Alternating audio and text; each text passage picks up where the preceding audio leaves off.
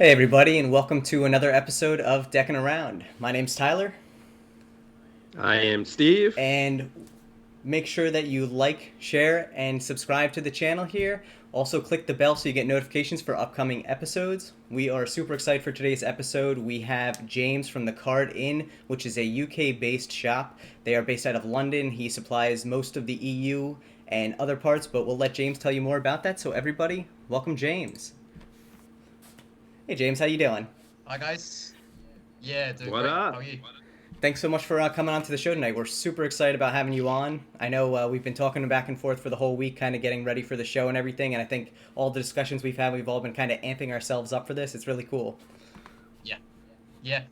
The thing is, I'm so excited about is because I do a little bit of YouTube videos myself, but I hate just talking to a camera.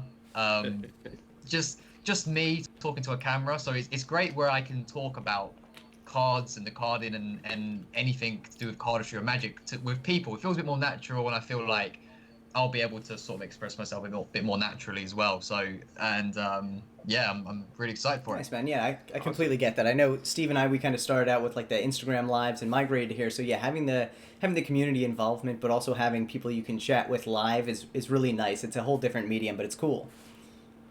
Yeah. So So why don't we kick it off with some questions for you tonight that we've had from people submitted over the course of the week. I think one of the good ones to kind of roll into right into your role as the owner of the Card Inn is what interested you in opening the Card Inn in the first place? So this started in about um, towards the end of 2018. I came across an entrepreneur called Gary Vaynerchuk, who is massively inspirational to me.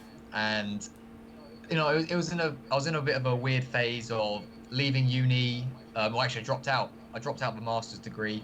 I kind of fell out of my big passion at the time, which was coaching football. And Oh, I was just kind of like, what am I going to do with myself? And Gary Vaynerchuk had already sort of inspired me. And he spoke about if you don't know what to do with yourself, look at what you love doing, which at the time was magic and just starting to collect cards. And he was just talking about trying to get some sort of income from your passions. And he basically just started speaking about flipping cards. So buy some stuff, sell it for a little bit more. So I was just naturally kind of doing it on eBay.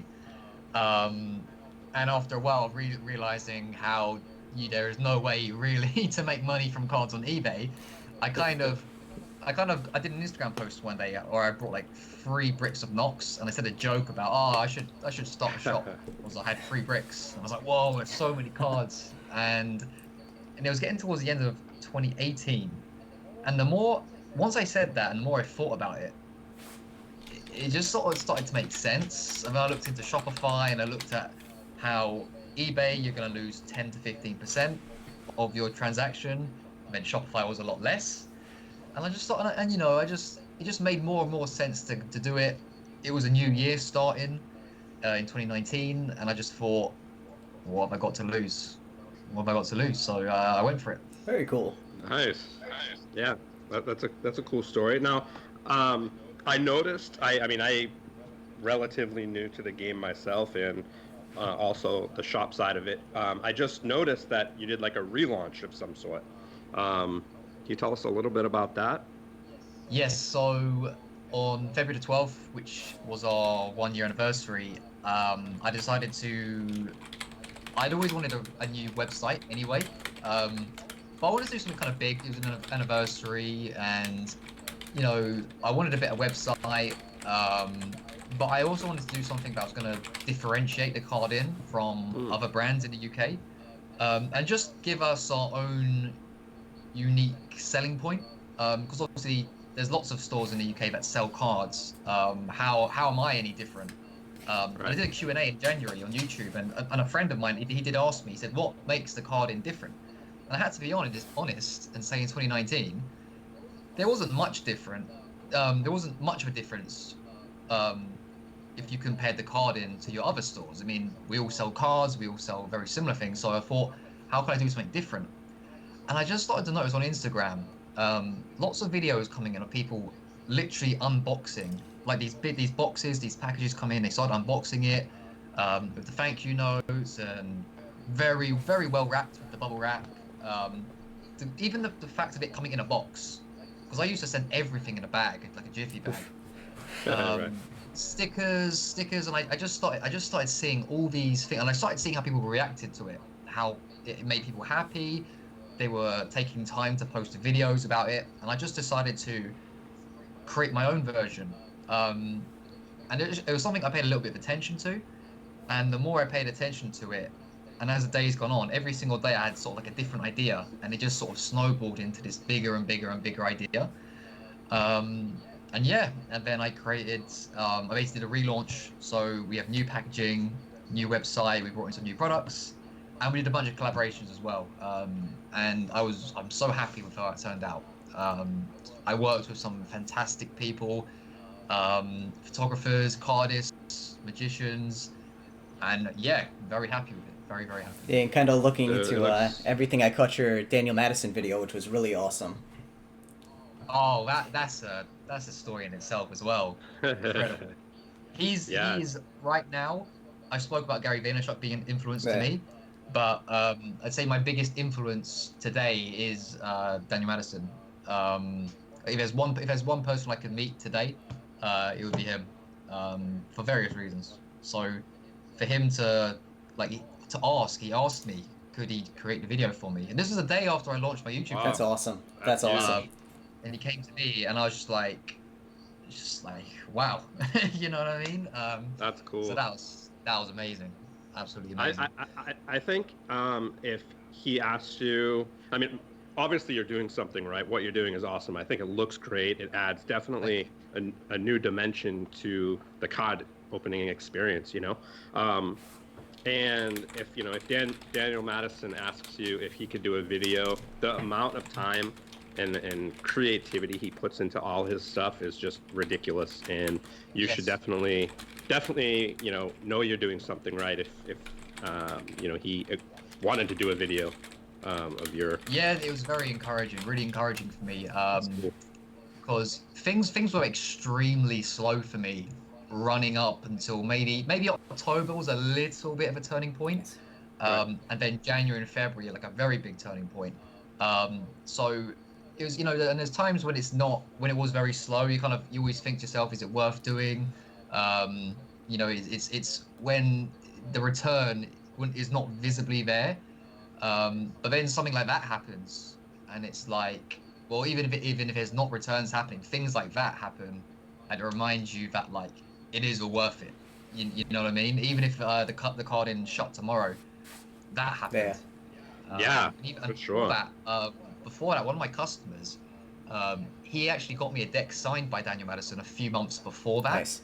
And I remember even that last summer, I remember thinking, if the card didn't shut tomorrow, that happened. And it just makes it all worth it, even if it shut tomorrow, you know. Which I definitely see a lot of the Gary V coming through with what you're saying with the branding yourself, but also the experience and everything, which I think is awesome. I'm also a big fan of Gary V, so like, as you're kind of telling through these stories, I can see how the inspiration comes through there, which is exciting. So. Yeah, I think I caught you smile a little bit when I mentioned his name. Well, but that's great, Gary. So I actually. He's not for everyone. I live about like 5 minutes down the road from where he grew up. That's why, like, when I stumbled across him and he started talking about where he grew up and everything, I'm like, this all sounds familiar. And then he's talking about it, I'm like, all right, so he basically went to like the same high school that I went to, obviously, several years before. But I was like, wow, that's awesome. Wow. Yeah. So. That's great. That's cool. That's really good, nice bit of trivia as well. If you're introducing yourself to someone. Oh, without a doubt. Yeah, and people be like, who's Gary V? You know what? It's funny because a lot of people. Depends on your crowd, doesn't it? Depends on your crowd. Yeah, a lot of people still don't know who he is, but his name's getting a lot bigger out there. And I think, a lot of the entrepreneurial side of things, people are really starting to know who he is and know what it means to brand yourself. It's not about necessarily what your company does, but who you are behind it. So. Yeah. Yeah, I think that's huge. And it's cool, like doing what you did is coming out with a rebrand and doing it big time. I think that's really cool, and devoting so much time into it and love. I think that makes all the difference in the world. If there's two shops, because obviously we know there's a ton of shops that people can purchase their cards from, and they're generally around the same price. Some are less than others, but what it comes down to is, people are going to go to the people that more are in line with that, their beliefs or their views, and yeah. So that's really cool that you have your following, and it's just going to grow just because of what you're doing. Yeah, hopefully. And then one of the biggest takeaways from Gary, he talks about just providing value, being patient.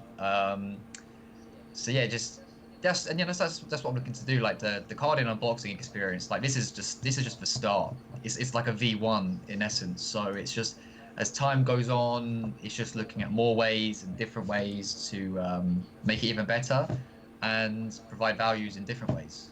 Yeah, for sure. So yeah, And that's what it's all yeah, about. it's just exciting. I just love doing it. I love doing it as well. You can tell. You can definitely tell. That's It huge. definitely comes through, and that's gonna help you because again, it's tough sometimes when you're not getting the tangible return or the tangible motivation. Yeah. So that passion for it is definitely gonna drive you through those downs until you get to those higher points Yeah. again. So that's good, man.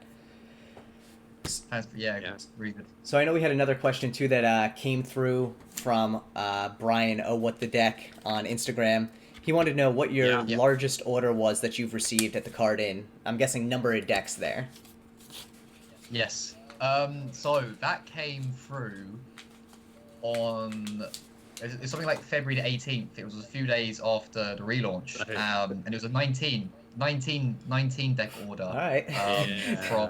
From the USA. From the USA. Oh wow. Which I haven't had too many customers from. But yeah, the 19 deck order. Well, actually, I think I did on the 12th was my largest one. I had my first Italian customer, and then a few days later, I had this one from America, which was just a absolute like celebration. Like I woke up in the morning, and it's like yes, you know what I mean? That's like the best thing to wake up. Just to see a number, like that, it's like so cool. Dude. And I think, and I'm sure you can relate. If it's like an international order, it's just a bit more of a better feeling sometimes. Yeah. Yeah, you're always like, or I mean, like I am. I'm like, oh, this is going to Turkey, or this is going to Brazil, or it's really cool just seeing the different countries and different areas that you're shipping to. It's pretty rad. Yeah, that's cool. It's cool. It's gonna be a good thing to like get a map and just jot off the places that you've sold to. It's like quite a cool thing. Yeah, no, for sure. Let's see. Here's another question.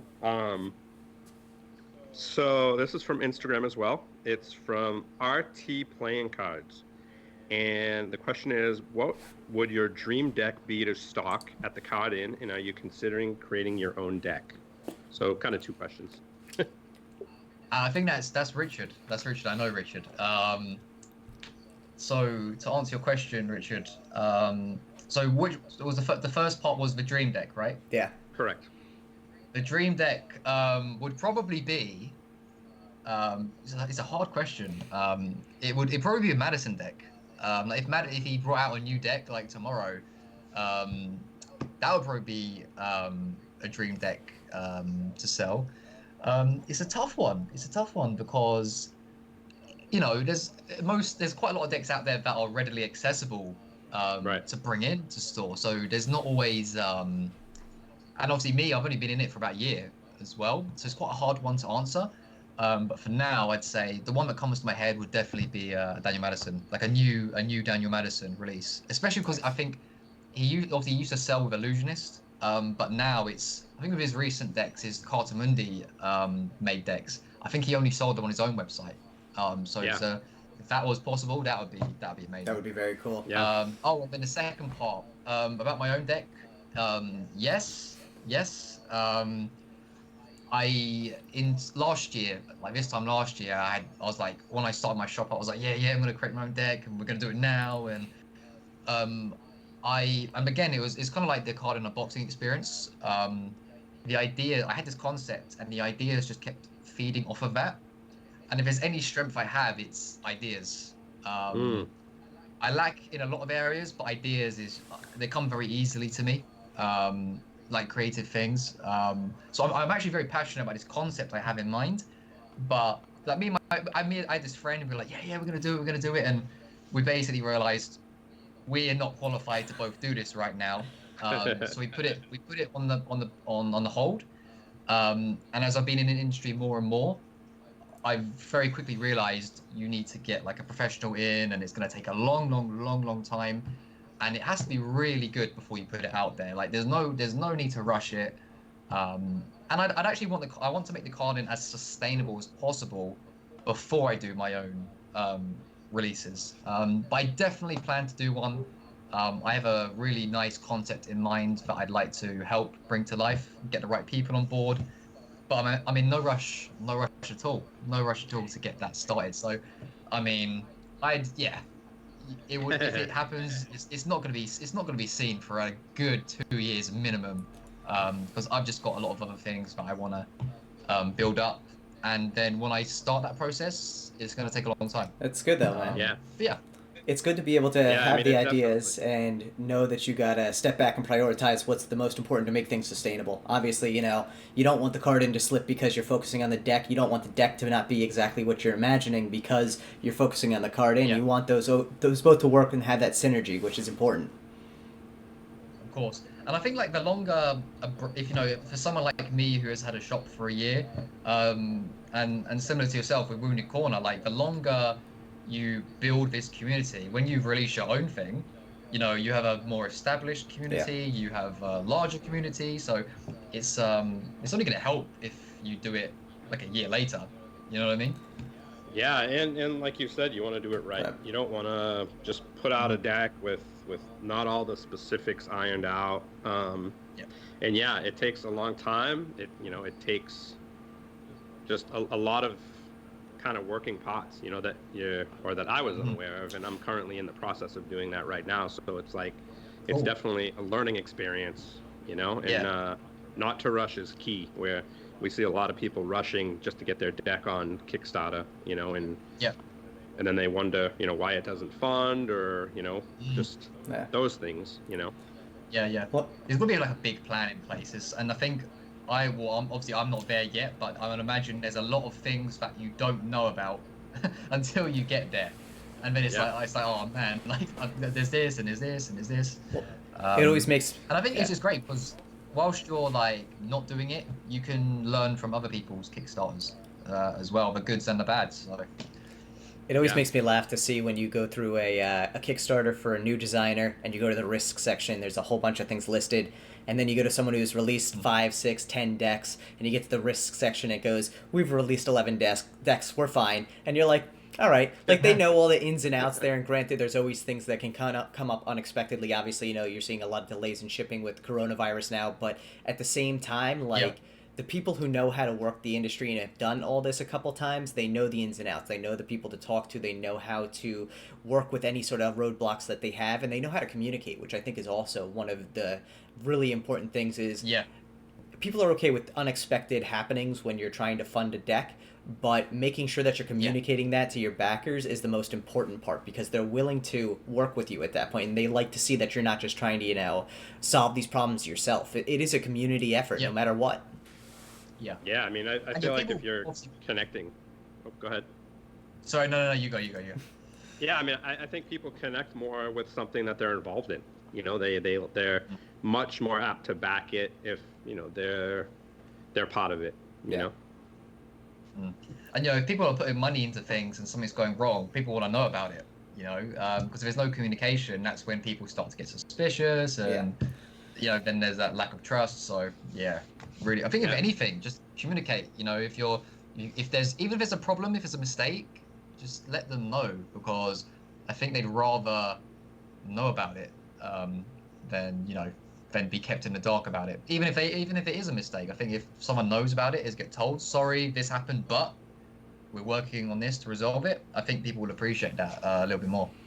Well, all about honesty, man. That's for sure. And that's one of the things that easier said than done, but that's one of the things. So Alan mentioned in the live chat here was that the reason you've always been different from most card sellers is because you're contactable. So I think that really comes through, obviously, in your whole kind of core beliefs there, that you need to be able to communicate and be open with anything that happens there, and obviously your customers appreciate that as well. Yeah, I think social media is so important. I think it's social media, you know what I mean? So if you're a store and you're on social media, chat to people. like, I don't want to sound, I don't want to be that guy, but you know, you get them stores that they follow one person and they got like they got this massive following. Yeah. Or they don't reply to any comments. Like, I just think you may as well not be on social media. Agreed. Yeah. Yeah. If that's the case, like the people were there, they're commenting, they're saying nice things about you, or they're asking questions. And if you've got a social media account, answer their, you don't. If you've got a million questions, it's a bit different. But if you've got like 5 questions, answer them. People saying nice things about you, even if it's just a like. You know, I think that's a really. It's not. There's no rule to do it, but I think, you know, if it's an email, a lot of people will be answering it. Yeah. But I think you should not neglect like the comment section or the DMs. Even though some people like to DM a lot more than others. So. Yeah, I mean, it's definitely, it says a lot about you that you are involved with your brand. You know, a lot of people just expect people to purchase cards on their store, and then that's the end of it, you know? But I think being proactive, being involved, you know, doing different things that even help the community rather than just taking from it. You know, I see that a lot in our community where, you know, people are just taking from it, and they're not giving back. And, you know, that kind of stinks, but yeah, I mean, it happens in every community, right? Which that actually brings up a great discussion topic that we've kind of seen develop over the course of this week. And James, I'm not sure if how like familiar you are with, like, obviously, you know, Theory 11, but I don't know how much you follow the brand. But they're releasing their Hollywood Roosevelt deck on Friday, and one of the big things that's actually coming out of this is there have been, you know, people in the community who have clearly got these decks ahead of time, went to the hotel, bought them for $9.95, and are selling them for upwards of $80 on eBay, which is crazy. And now people who spent this money to buy these decks ahead of time are now feeling like they've been cheated by someone who is a member of their community, and that's tough. You know, it's granted it's a little bit like Steve said. There's that give and take. You know, you find a deck for $10 that no one else can get yet, and you throw it up for $15 because you took the time to go get it, you spent gas, all these things factor into it. You know, you're giving back, you're making a little money. It's about that understanding of, you know, it is a community, and you don't build a community by overly taking from everyone involved in it, which I thought was interesting to see that kind of come to light this week. Yeah, I just saw the deck today, but I had no idea of, you know, like the value or like a pre-release sort of thing. I basically just saw the design on the website, so I didn't know too much about it. Yeah, basically what they did is originally was an exclusive deck with the Hollywood Roosevelt Hotel, and so you could only get it if you were a guest of the hotel. And so, and again, so there was a little bit of legwork and people going out of their way to get it ahead of time. But I don't know if that was an extra, you know, a $70 markup on a $9 deck. Yeah, it's I guess that's the problem with like valuing decks. And I think that's something that is an underlying current behind a lot of the community too. I know it's a pretty frequent discussion on some of the lives I've seen on Instagram, and really just it goes to the core of, you know, people who are very active in the community want the community to be self-sustaining and to be supportive, and it's important. So, yeah. Go ahead. I think like limited edition decks is an interesting one as well. Like, I mean, I've always been a fan of Knock for the year and a half I've been in cards, but I've just been starting to think about their limited edition version decks. You know, I was very disappointed with the Winter Knocks recently because. Great trailers. I think it's great that Pandrea is doing these. He's making, obviously, for a long time playing cards were not seen as that cool, and then, you know, like cardistry comes along, and then you get these custom decks, and now Pandrea, you know, he's doing like movie trailers for these decks, and I think that's really, really cool. But, you know, like things like the green. There's obviously you've got the blue and the pink, and then you've got like the green one. I just don't really agree with it going from a $10 to a $20. And, you know, the Bat Knocks as well. You had like the grey one. I mean, you had the black one.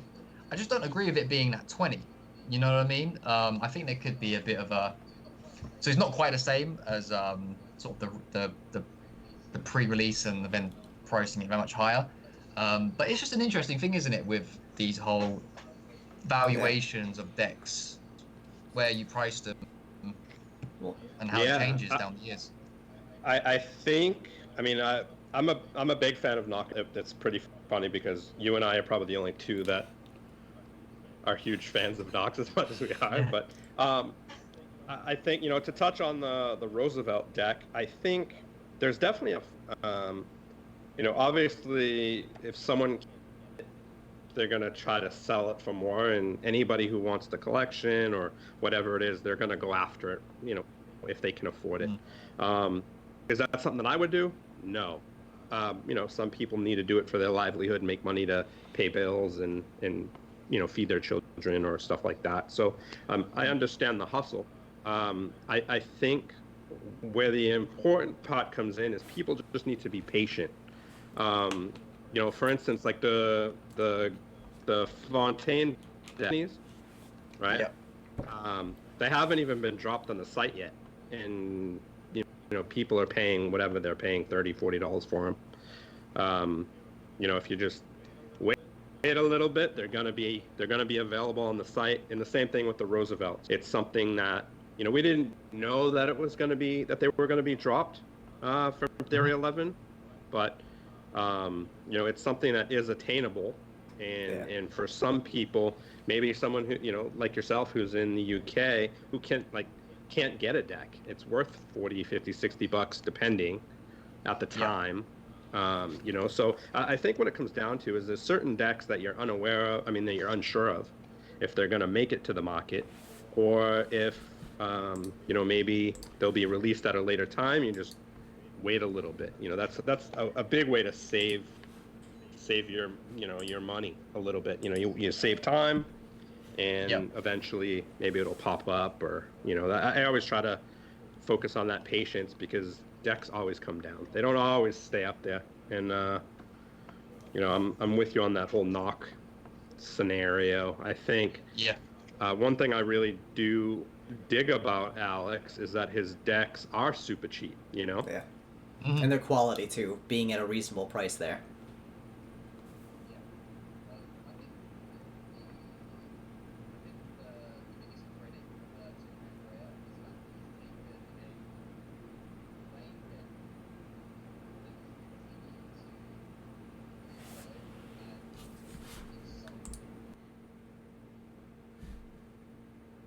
Oh, we might have lost some people there, guys. Give me a quick second, and we will get this back up and running right now.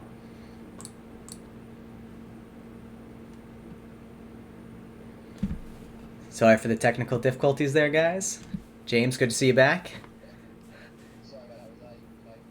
No, I think Steve froze out and it dropped, but I know we're pulling Steve back in now, so hopefully he'll be good there. But it looks like it looks like we may have had a little Skype snafu there. So, hey Steve, welcome back. Yo, I'm back. Yeah. Hey, listen, that was a quick downtime, and we still got no echo, so we're good here.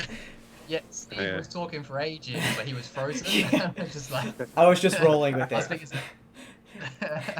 Well, perfect. Anyway, I agree with you on the Knox, and I think Alex kind of shot himself in the foot with the whole gold knock. Coming out with it, having it at a certain price, it being limited edition, and then all of a sudden finding some in the warehouse. And then he always says in his video that he doesn't have any of his decks, and then he comes out with the gold knock saying, I released it from my personal archive, and then now they're on Murphy's for all retailers to purchase. So people know about those things, and they catch you when you're lying and trying to take advantage of them.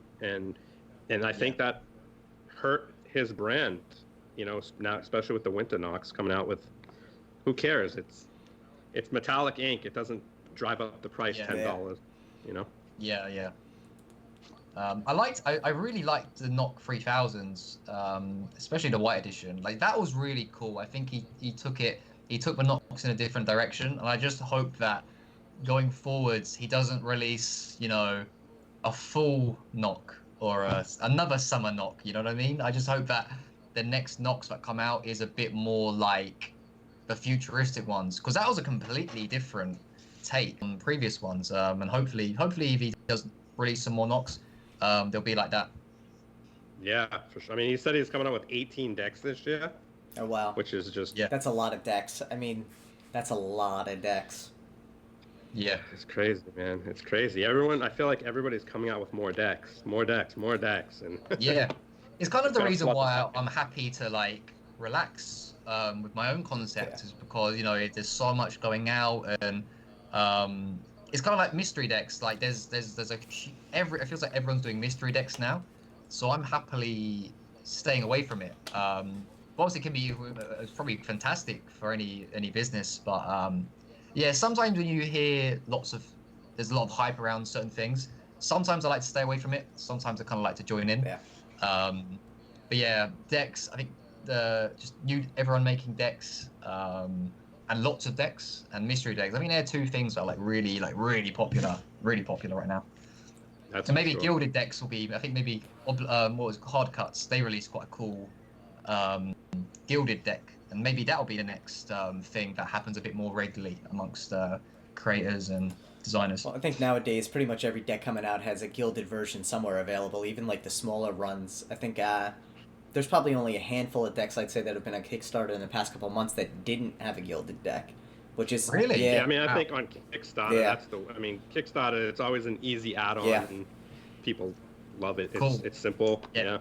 I need to keep up to date with some more Kickstarter releases. A few of part of my community members, they've been saying like maybe bring in a few more Kickstarter decks. Yeah. So I think Kickstarter, I need to check them out. Check them out a little bit The more. tough part with Kickstarter, and I'll say, is it's very hit or miss, and I think it's very personalized. The nice thing to see, and I think from your point of view and even Steve's point of view, the best way to get in on is the ones that fund the quickest because they obviously have the most momentum behind them. But at the same time, the people who are supporting the deck there are likely not going to be buying after the fact too because they're getting all the decks they want. So it's a very weird like Yeah. catch-22 there, Yeah.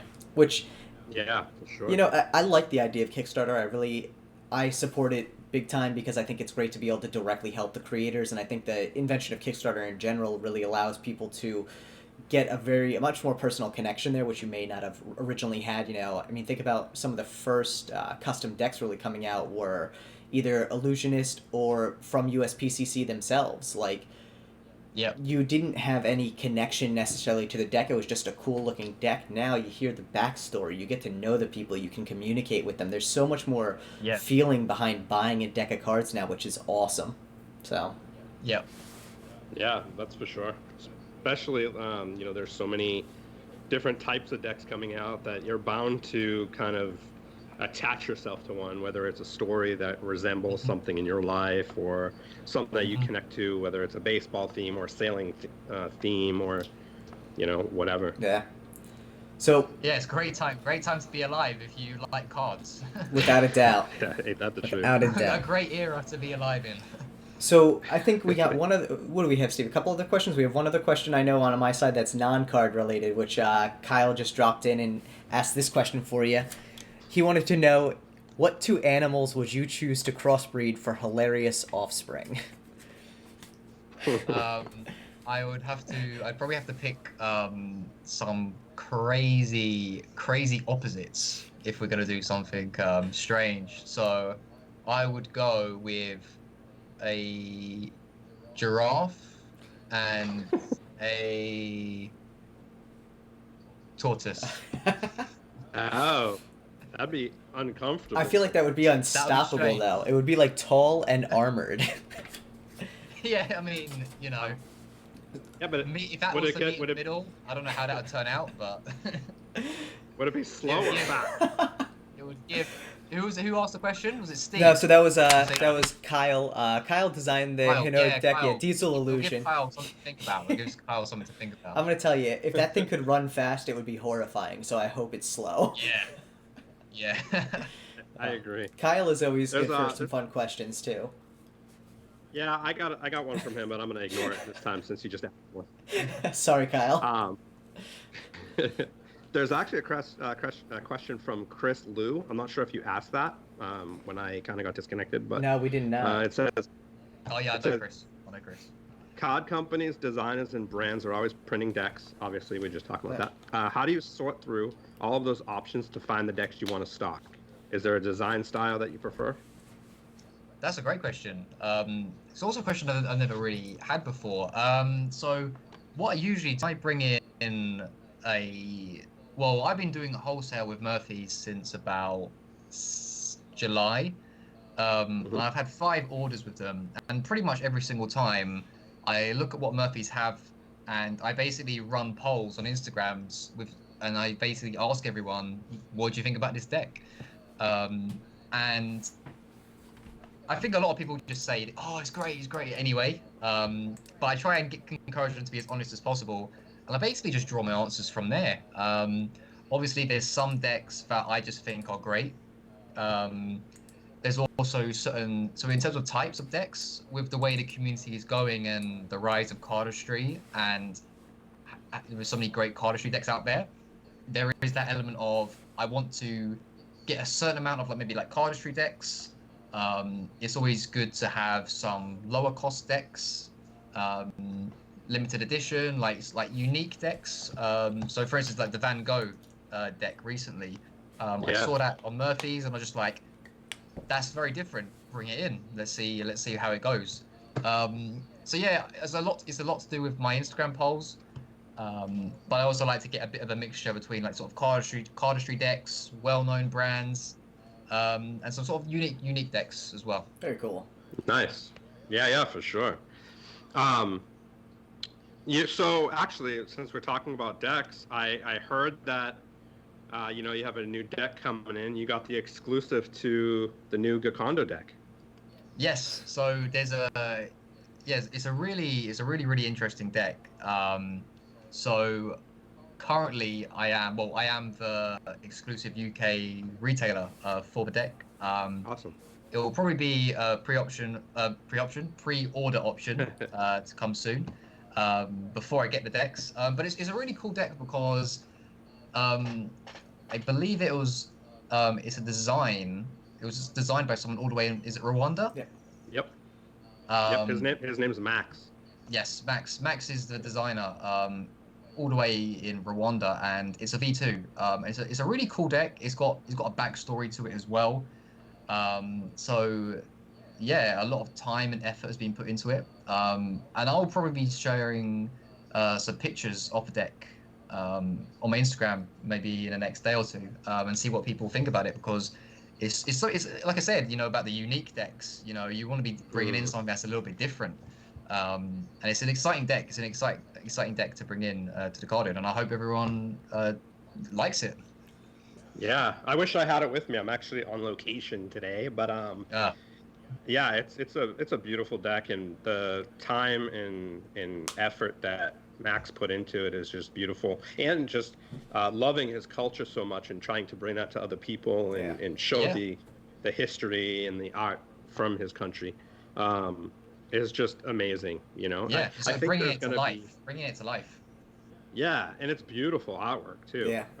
He did a really good job, and he worked on it with, several people in the community just to, get feedback, and he didn't rush it.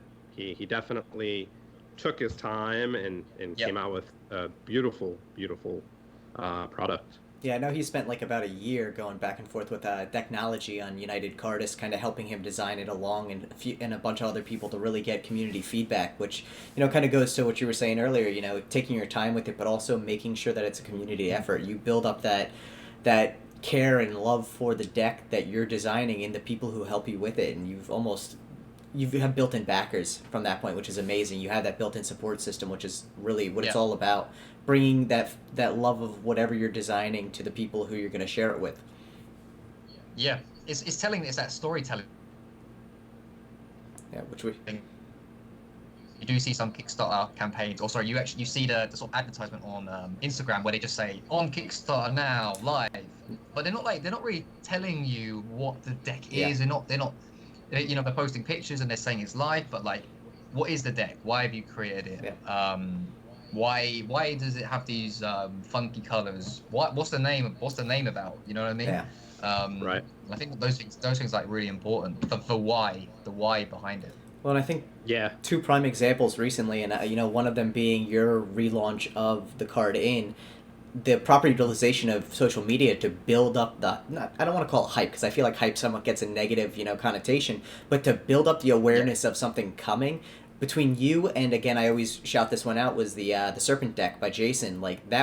He did a phenomenal job managing the project before it even was there. And for granted, it wasn't his first deck, but for a deck that, you know, he's not a huge powerhouse designer. He's got a lot of ideas out there, but I don't necessarily know how big of a following he initially had with it. His deck funded in less than 24 hours for something that I would consider, you know, maybe not a rookie deck, but a sophomore deck, all things considered, and he crushed it. I mean, that proper utilization and involvement from the community can help with, you know, again, a relaunch of the store, a new deck coming out, and that's what you want. You don't want to... Alternatively, what you see is you get a lot of people who get this 20, 30, 40% burst right at the beginning, and then everything peters out. And you've expended your whole pool of people who want to support you because you didn't put any effort into building out more, and that's key to success on those things. Yeah.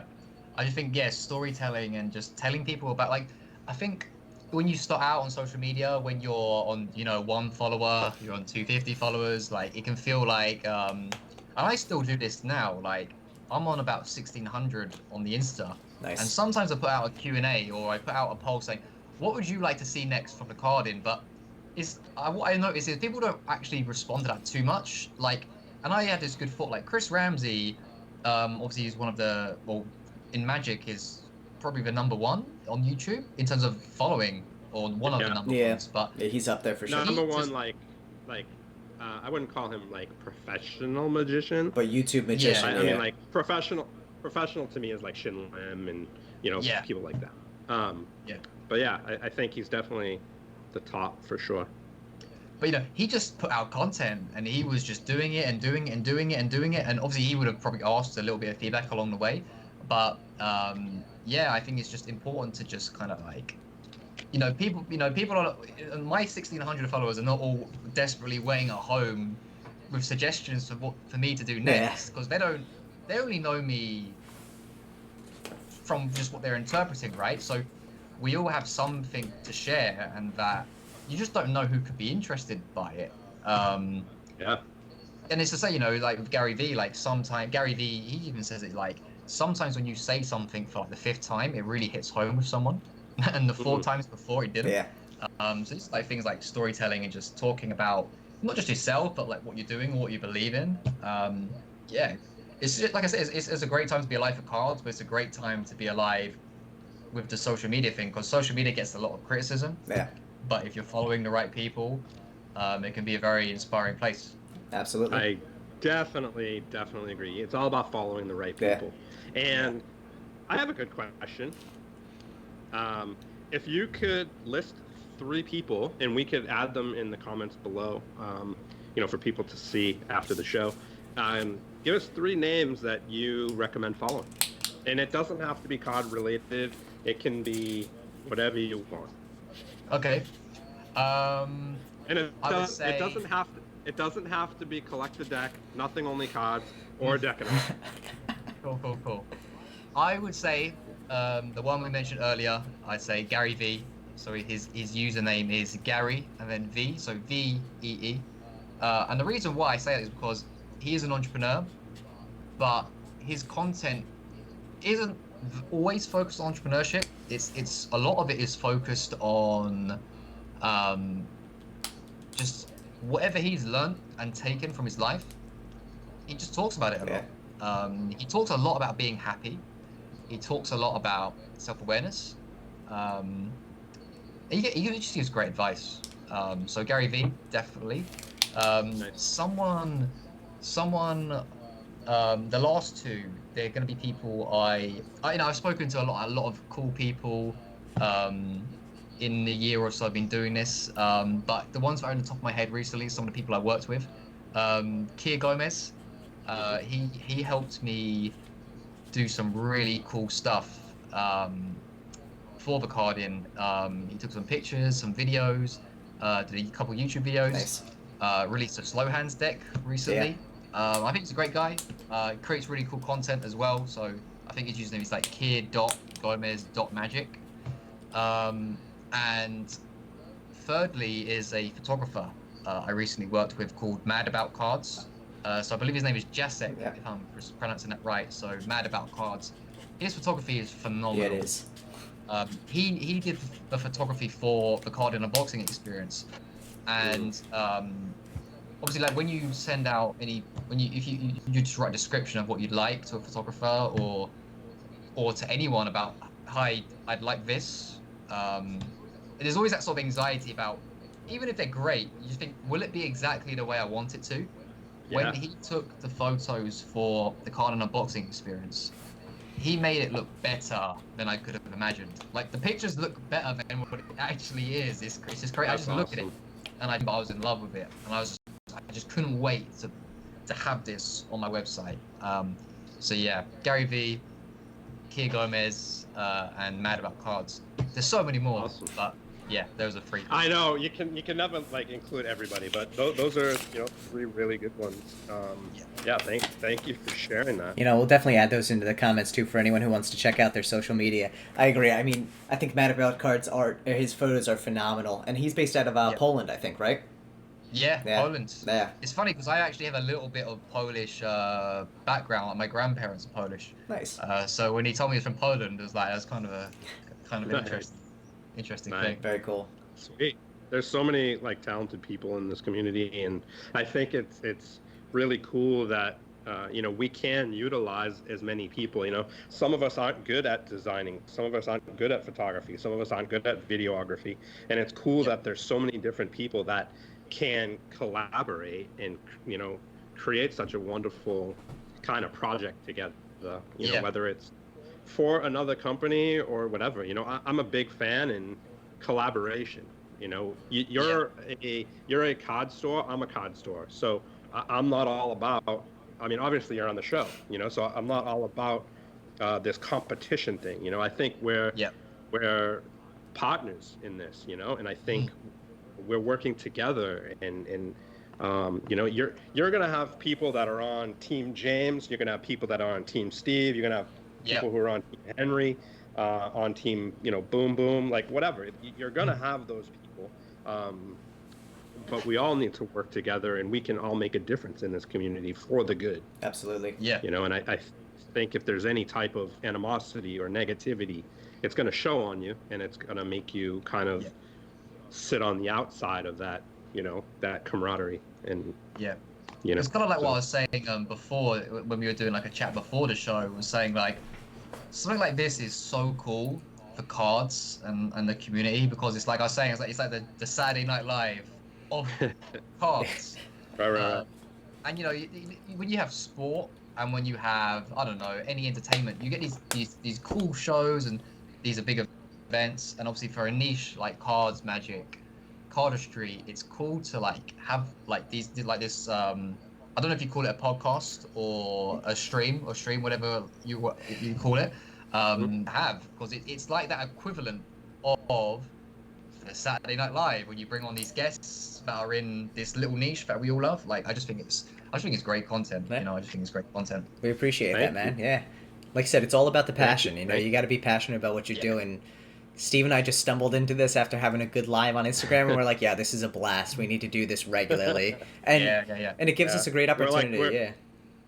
We're both East Coast personalities, so we kind of connected really quickly, and we know our sarcastic sense of humor, and we know it's nothing personal, and we can just bounce things off each other. And he'll send me a message, and I'll be like, nah, I don't think so. And I'll send him one and be like, I don't think so. And so we lucked out for sure. It works out nice, But there's a question. So there's two questions. Diesel said he's back. He missed James answering his question. Diesel got a new phone. So Diesel, you're gonna have to check the replay. We're gonna make you watch it to hear your question. I did an interesting answer to your question, Diesel. We actually left a question for you in the answer.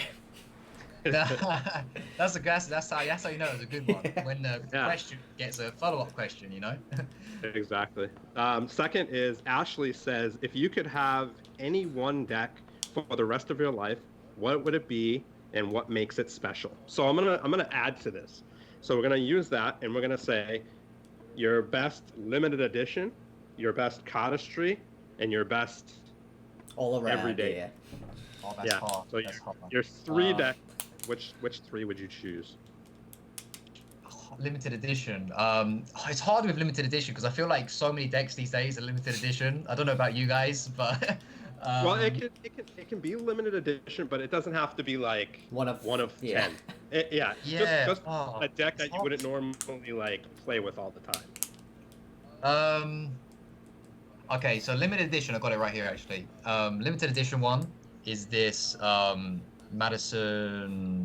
Madison's, I'd like to say it is.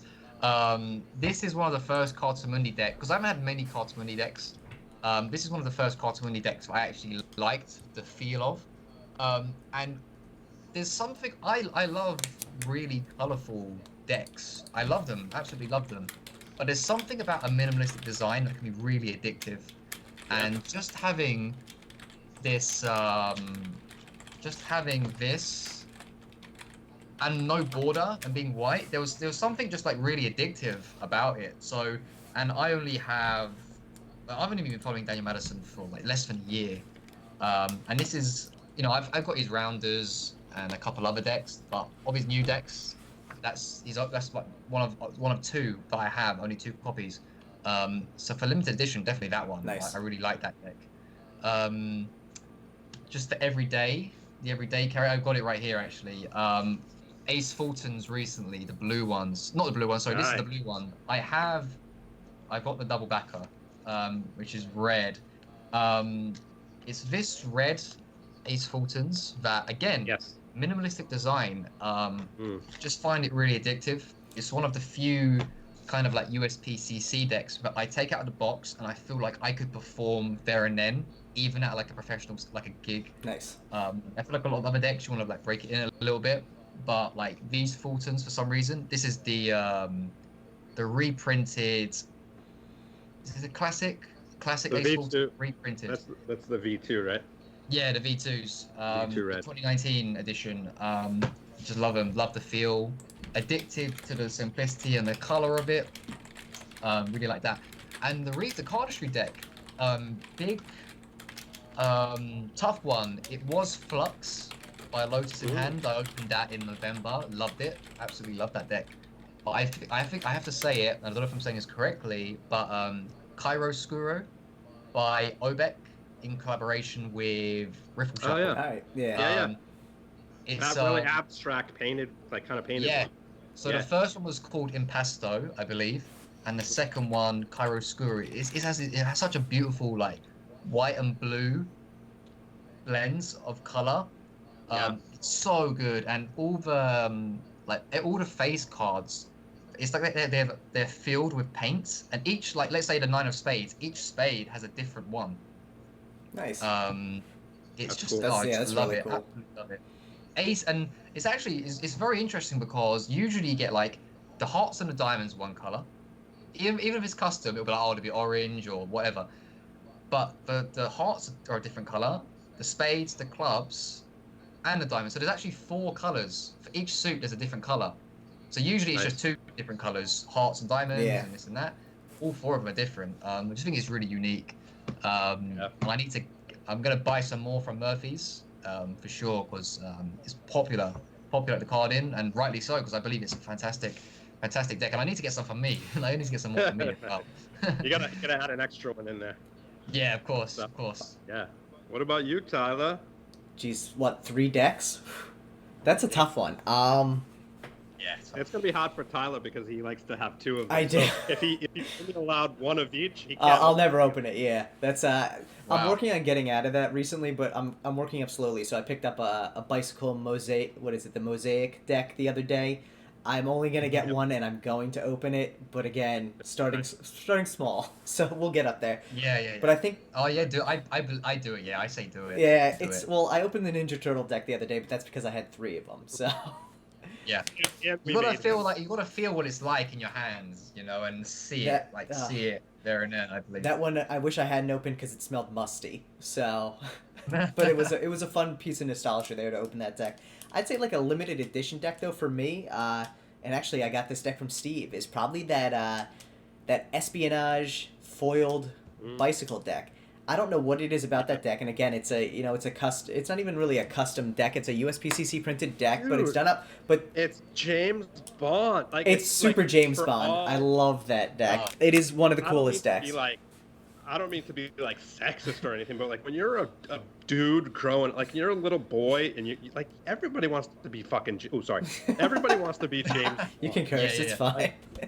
So when I first saw that tuck on that on that deck, I was like, James Bond. Yeah. Like, it's James Bond, so it's totally Yeah, understandable. no, that's probably and again like that's limited edition to a larger extent. So those Club 808 decks that were 5,000 made, still a relatively large run size, but like they're actually pretty tough to find now, and I think it's because people are like hoarding them in their collection. There's a handful of them that I can't even find, which is always surprising. But that foil done on the Espionage deck is amazing. So that's probably the limited edition if I only had to have one of. Nice. What was the other one? A cardistry deck? So Yep. the only cardistry deck I own or have ever touched would be the Virtuoso Fall Winter 17s. Picked it up because I got it for free. And honestly, though, I love it. I love the feel of those cards. I think they feel awesome. They're the best fanning deck I have. Again, cardistry is not my strong suit, so they could be terrible for all I know. But from what I feel, they feel so different. It's interesting to see how that goes, but I do enjoy them. I'd say the other thing that, like, an everyday deck then for me is probably... That's almost even tougher. Like, I like the Navy Blue Monarchs. Theory 11 Navy Blue Monarchs, I think, are a spectacular deck. I think they feel good, they're sturdy, and they're relatively inexpensive for an everyday. I'd carry those around all the time. I hear you. What about you, Steve? Nice. My 3 for limited edition, I would say the Stockholm 17, Room 17 deck, the gilded version of the House of the Rising Spade. Just amazing deck, perfect in every way. Like in my opinion, there's no deck that can beat that deck at its price point, at its design. It's just a gorgeous deck. Cardistry deck for me, definitely Paperwave Glyph. Beautiful deck. It has a different design on each back. Super sleek and clean. Like in my opinion, I think if you had to pick like the perfect knock version of cardistry, that would be the deck. It's super clean, super like medical. If you it's like you just want to. Yeah. I don't know. I'm You just wanna excited to have get it. that as well. Like Paperwave, they're doing a great job, I think, so far. Yeah, Lorenzo's brilliant, super cool guy, involved in the community. Everyday deck, I'd have to say, I'm going to agree with you on this one, Tyler. Any Monarch. The Monarch, you just can't beat the Monarch for an everyday deck. The back design is gorgeous.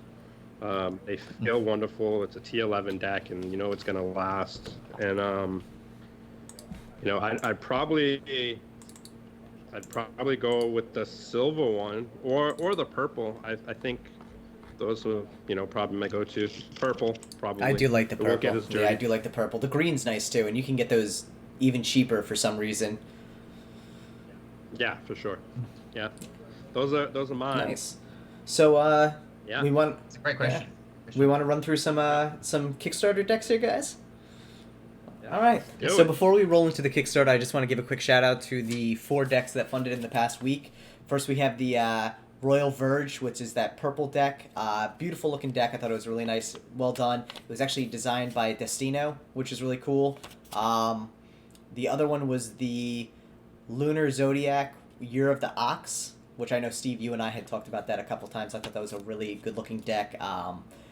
Very intricate tuck. I think it was printed by NPCC. It's part of a 12 deck series. Very cool. Constellations seem to be very big right now. Third is the black and purple edition of the Tulip playing cards, which is by Dutch House Playing Cards. You may know them from other Tulip decks as well as the Paisley deck, and I believe they have one more under their umbrella, which I can't for the life of me remember right now. But they have some. I'm so surprised that that Paisley deck is so underrated. I love Paisley. My girlfriend gives me a hard time about it all the time how much I love Paisley. So she saw that deck one time and she's like, "Do you have 10 of these?" I'm like, "I do not. Don't worry." but they're I'm so surprised that black gold one. Yeah. Oh, it's so nice. they are looking. good looking decks.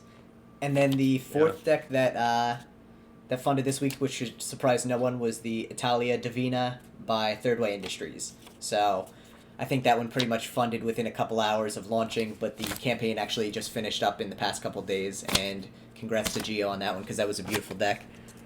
So let's switch it up here to the Kickstarter segment of this show. Hey, Kickstarter. Yeah, so we got some interesting decks up there. There's actually, I want to say there's probably like 4 or 5 decks that launched in the past week. I haven't taken a look through a lot of these yet, but I noticed actually a lot more tarot decks recently, which is interesting. I feel like prior to all the hype around the Keymaster Tarot, you weren't seeing as many tarot decks getting kicked off every week, but now it looks like there's at least 2 or 3 this week, which is interesting. So first one we'll roll into is the Archangel Legendary Playing Cards. There we go. So let's see what we got here. So Who's this by? This is by Francis Latournay. If I apologize for butchering your name if I did there, but this is actually, see, I like the back design on this. I think it's got a very Old English feel to it, you know, older European feel to it, very ornate, but also kind of gothic in a way. I see that. Yeah, for sure. I like the angels on it. I'm hoping I can find a better picture. There we go, without the play button in it.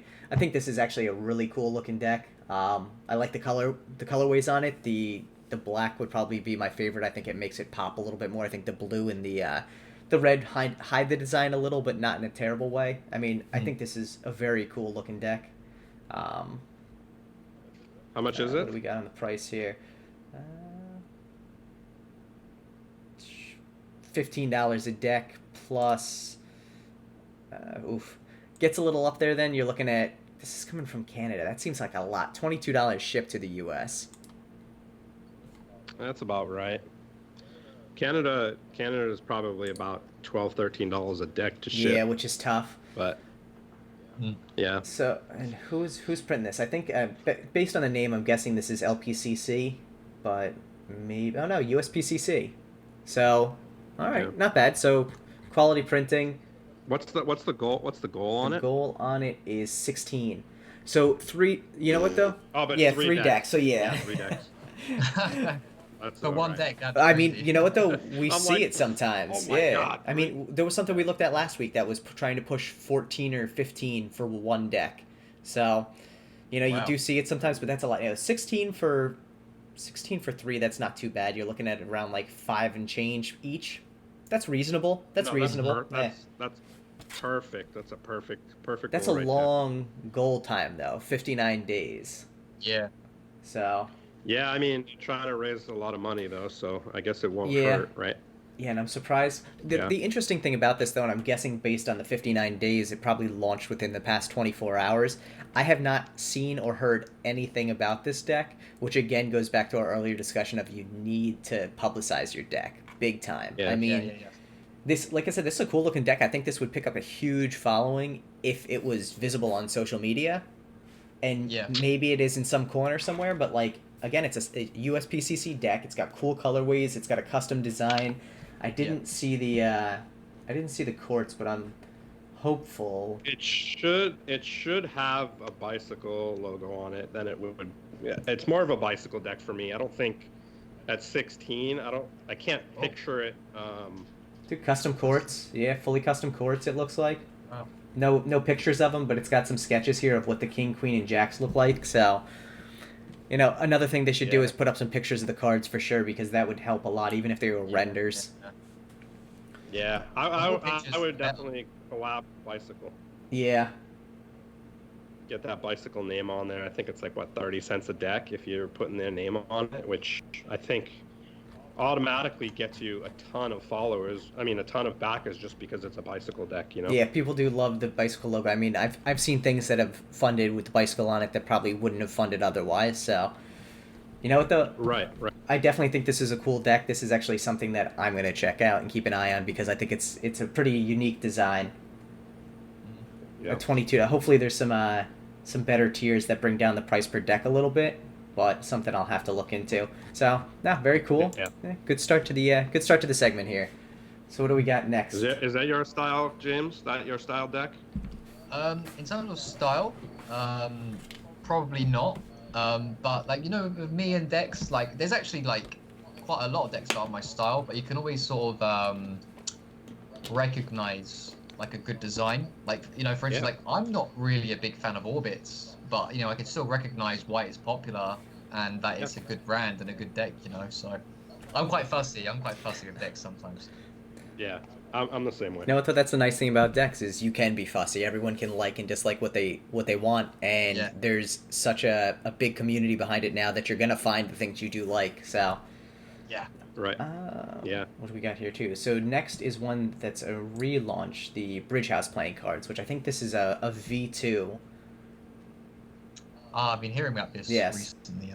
Which they've been pushing a little bit more on social media now. They were actually, the guy Alex, he was on one of our lives. He actually had some good questions about it, and I think this was actually the Instagram live that kicked off the whole inception of Deckinaround. But he actually got a lot of community feedback to help redesign this deck in a way that made it more appealing, which I thought was really cool. Cool.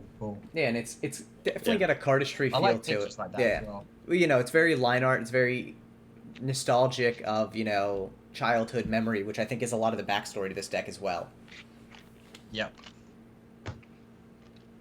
Yeah, I think I dig it as well. Like you want to see them pictures of all the cards as well. You really want to know and see as much of it as you can. Absolutely. Yep. Oh, it makes it makes an easier decision as to whether or not you're going to back something if you know what you're getting start to finish.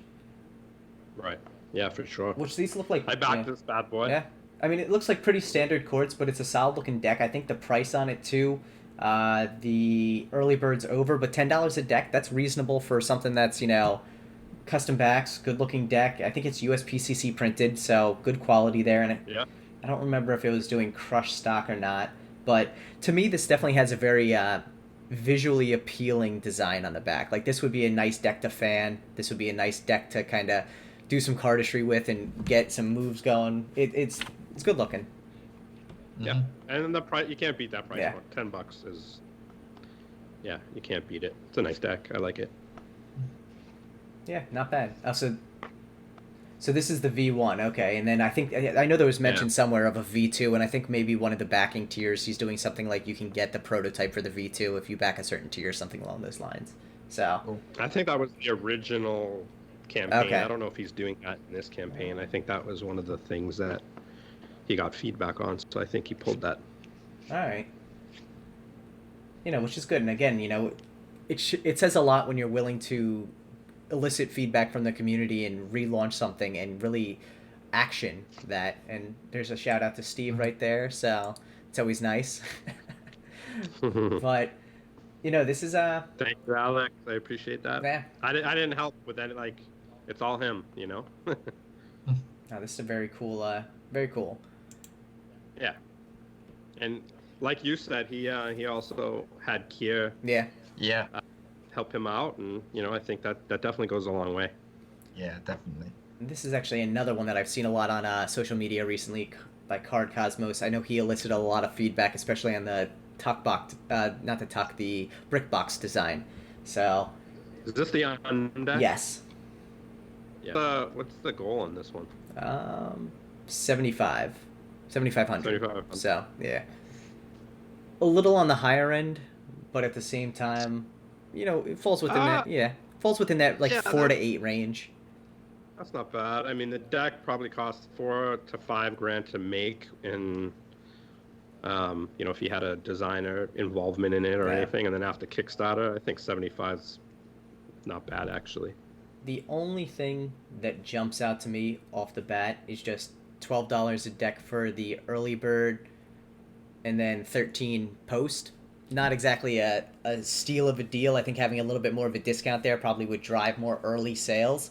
And I think a lot of times if it's, let's see, has he designed before? So this is going to be his first deck. I think one of the things early creators really need to take into consideration is those early stages of the deck funding are crucial. Obviously, you want to fund as quick as possible because then everything after that allows you to work towards the stretch goals and towards building out, potential expanded visibility on your deck. So it's always good to do an early bird as low as you can while still being able to fund out what you're looking for. So obviously you don't want to lose money Right. on these, but cut it where you can. I mean, if he had dropped this to 10 versus 13, it probably would have a larger response on the early bird. But at this price point, I think a lot of people are willing to wait and see for $1, you know? Yeah, for sure. But I do like the simplicity of the tuck. Again, I think this is a very cardistry-oriented deck. Yeah, cardistry casino deck. Yeah, I like the blue. Yeah. I mean, I think it's a... That color is so nice. Yeah.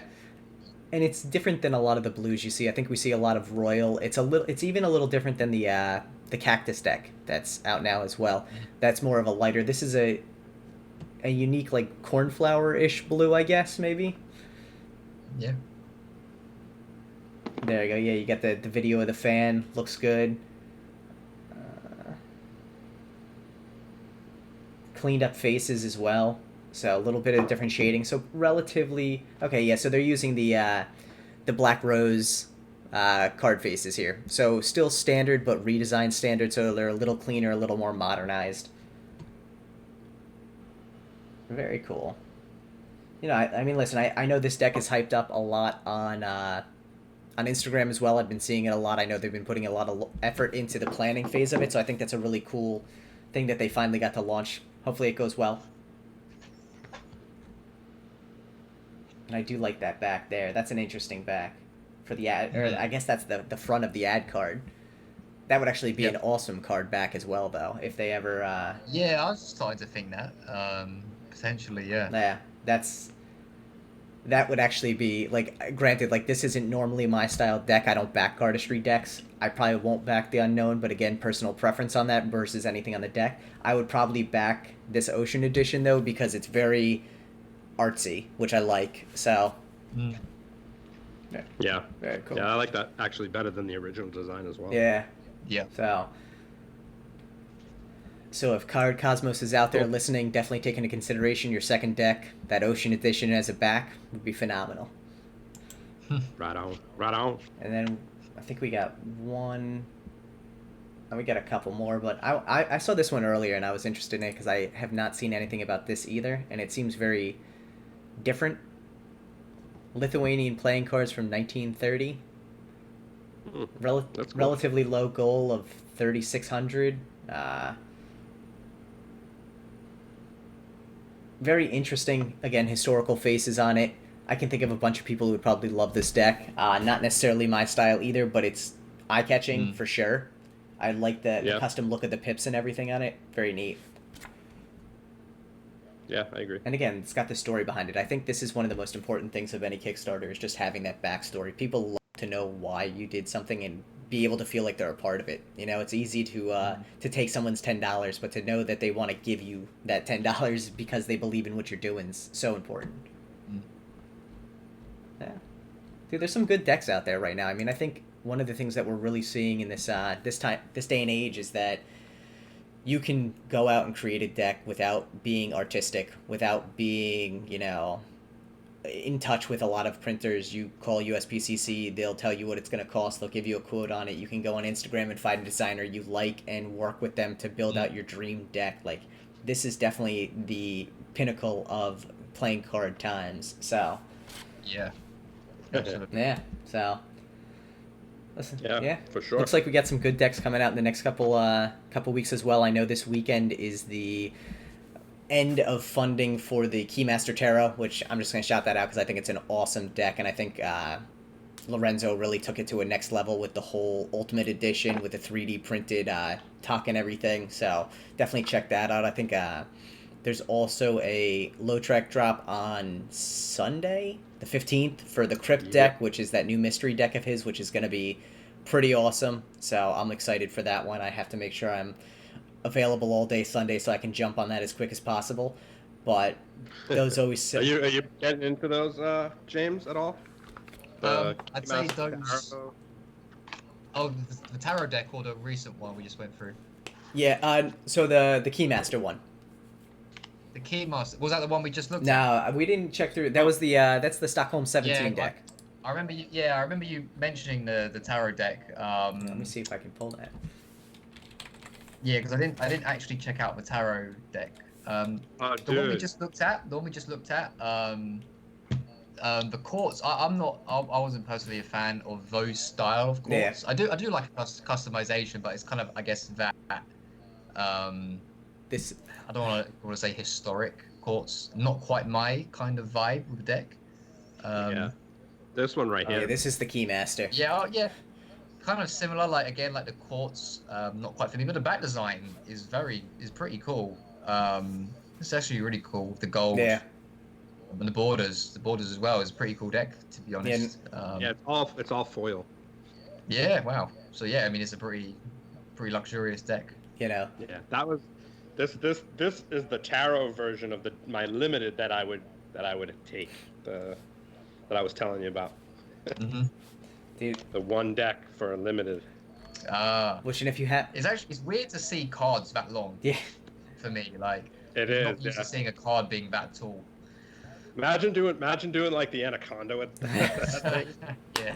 Oh my god, you need some big hands for it to handle that, to do some cuts and Or a everything. fan. Yeah. Fan. So Yeah. Well, try. I'm sure we'll see some fans once this thing lands in backers' hands. It'll be pretty amazing. So, Yeah. but no, a lot of good decks out there. A lot of fun Kickstarter stuff going on recently. So, Yeah.